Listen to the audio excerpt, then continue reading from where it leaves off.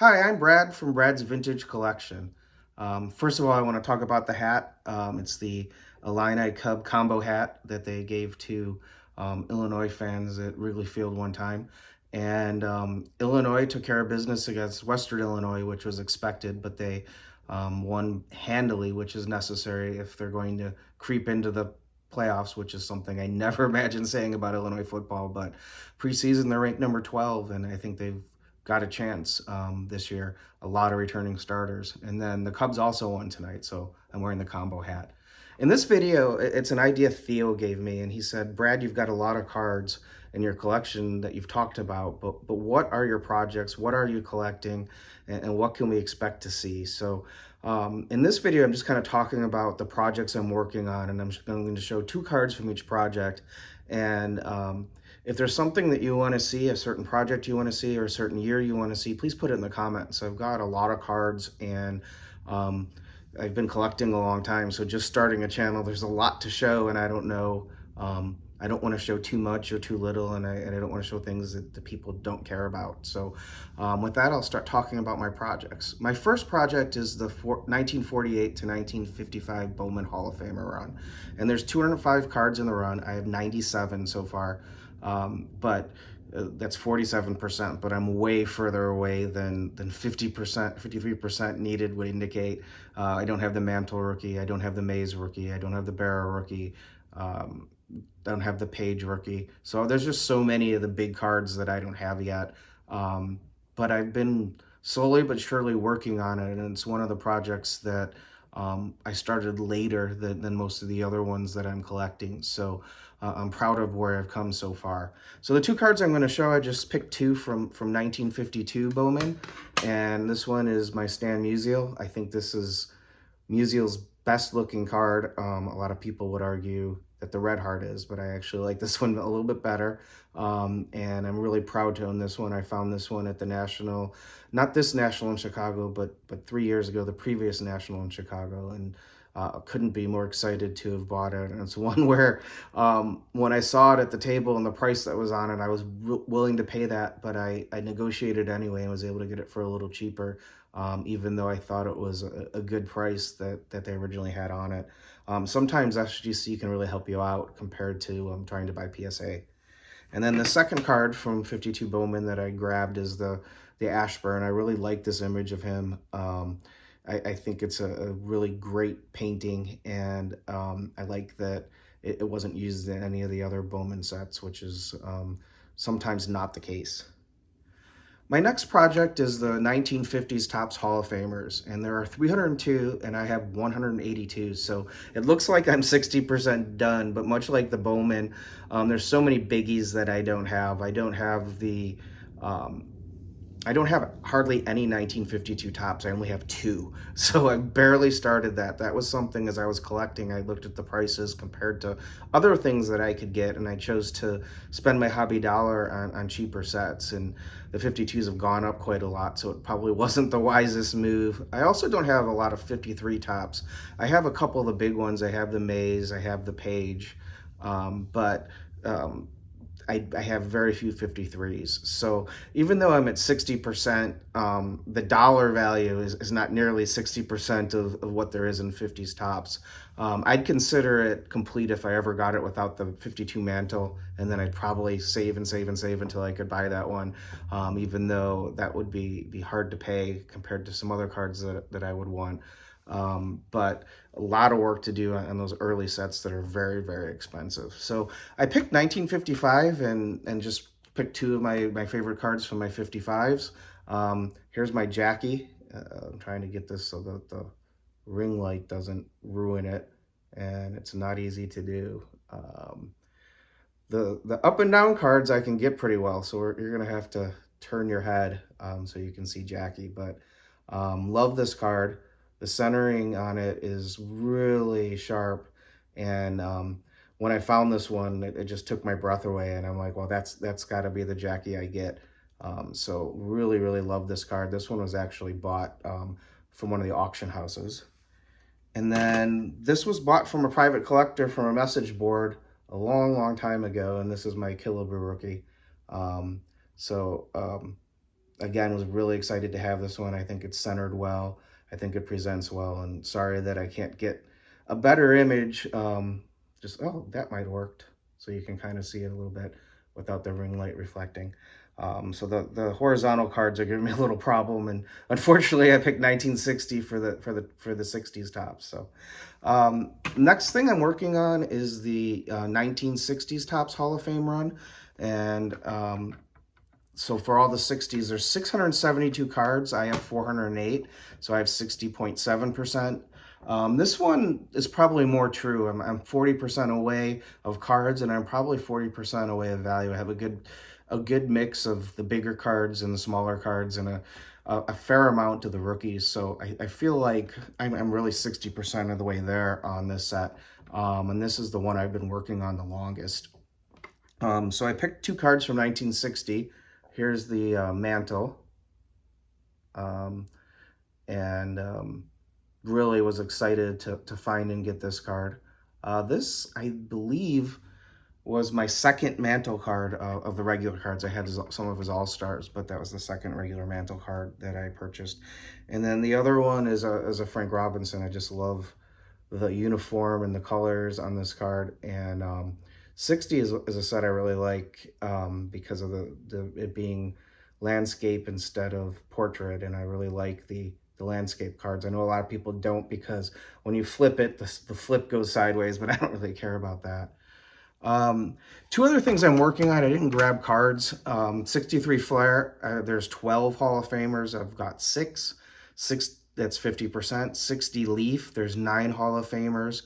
I have 4, so that's 44%. Next up is the 54 Wilson Franks. There's 7 Hall of Famers. I have 6. I need the Williams, and that's going to take sacrifice and saving to complete it. But the 2 I chose is the Feller, and this one, the color just pops like I've never seen on a 54 Wilson Franks. It's from the Lionel Carter collection. He was a pioneer collector, a real pioneer collector, and he lived in Chicago. So it's exciting when I'm able to find one of his cards and bring them back home to Chicago. And so I overpaid a little bit for the Feller because of the color. It's come way up, and it's no longer an overpay, but it just really popped more than any I'd ever seen. And then the other one is my favorite card from the set, and that's the Campanella. And this is just a beautiful, beautiful card. And I kind of think of the 54 Wilson Franks in Feller and Campanella's take is they're similar to 54 Topps. So it's kind of like, I imagine this could have been a picture that Topps used in 54 if they had Campanella under contract. And this card just really, it's just beautiful in every way. Next thing that I'm working on is, this is the only one that I have complete of my projects, and that's the 1958 Hires Franks with tabs. So there's 16 Hall of Famers, and there's 16. I actually have the whole set. My Hall of Famers and some other ones are graded, and most of them are raw and in a binder, and I'm really proud of this set, and this is probably one I'll definitely do a showcase on and show. But here's the 2 biggies from the set, and this is probably going to be hard to see because they're so big without presenting them better. But here's the Maze, and so you can see it with tab, and here's a close-up of the image of the card. And then here is the Aaron. My computer went to sleep, so I can't read my percentages anymore. Bear with me one second. Okay, here's the Aaron. Those are the 2 big ones, and these were bought before these really ran up. They were already expensive when I bought them, but they've gone up quite a bit since I bought that set. Sammy Thunder did a video recently on cards that went up, and I was actually surprised to see or whether oddball cards or mainstream cards were going up faster.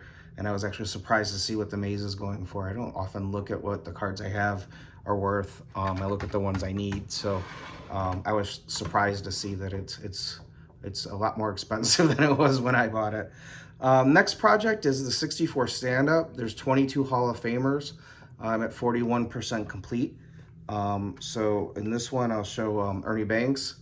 And I'm only going to show one of my Banks runs since I'm showing a Banks. This one I'm really excited. I have an Ernie Banks run that I'll talk about later, and this is a really cool card. And this was the second stand-up that I bought, and at the time I had a Clemente. I bought the Banks, and I just decided that I wanted to go for this. But this one will probably take years and years to complete, maybe 5-10 more years. I'm never in a rush when completing my projects.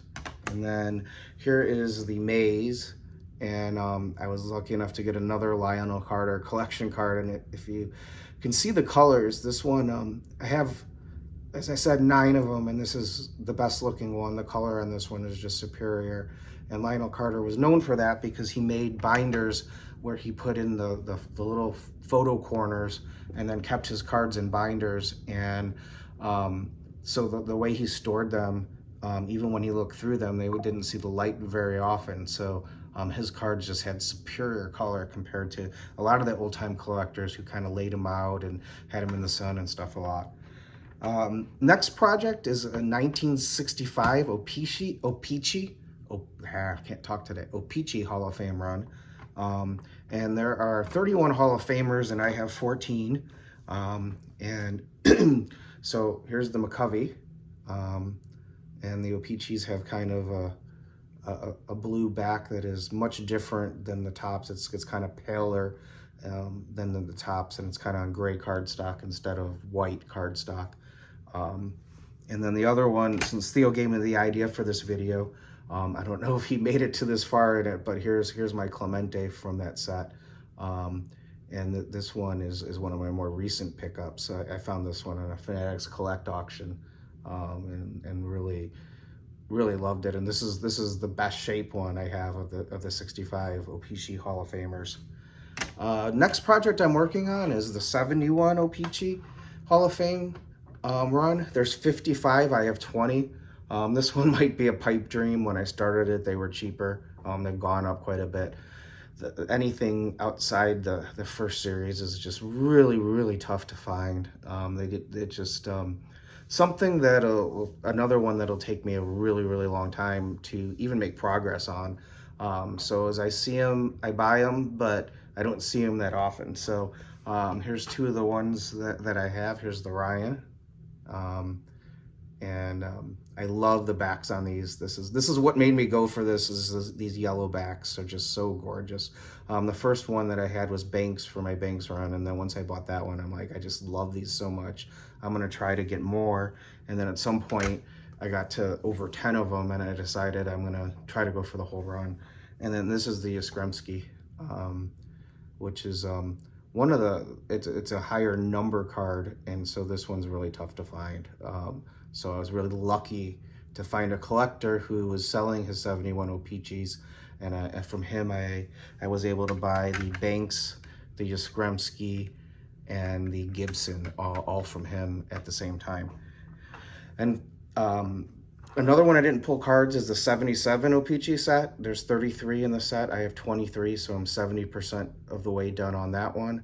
And then the other thing is my Ernie Banks run, and I have the main run, and I'm working on getting a lot of the oddball cards, the O-Pee-Chees and the Venezuelans and the stand-ups and all the things that go along with it. So I'm still looking for Ernie Banks cards, but it's not my sole focus. And I'm trying to be a little price conscious on some of the oddball ones. The Home Run Derby card feels like it's gone up 5 times what it used to be, and every time one would go up for auction, I would bid what I thought was strong versus the last sale, and I wouldn't come close. And it's gotten to the price where the point where the price is so high, it'll probably be a long time, if ever, before I get that one. But the Banks I wanted to show is this is the most I ever paid for a card, and I looked a long time for the right Banks. People who know this card know that the top to bottom centering is really tough on this card, and finding one centered this well was important to me, because as a Banks collector, this is one of the cornerstone cards in my collection. And this was bought from a private collection, and when I first saw this card that he had, I'm like, if you ever sell this card, please give me an opportunity to buy it. And he did sell it, and we were a little off in price, so I ended up buying it, my 61 Billy Williams rookie along with this card, because that was another one he had for sale at the same time. And this one just takes my breath away every time I look at it.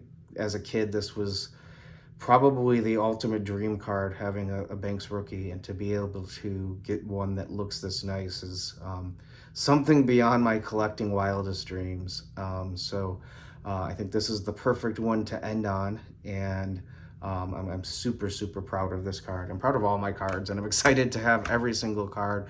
I picked some of the bigger Hall of Famers for this conversation, and some that are more reasonable ones.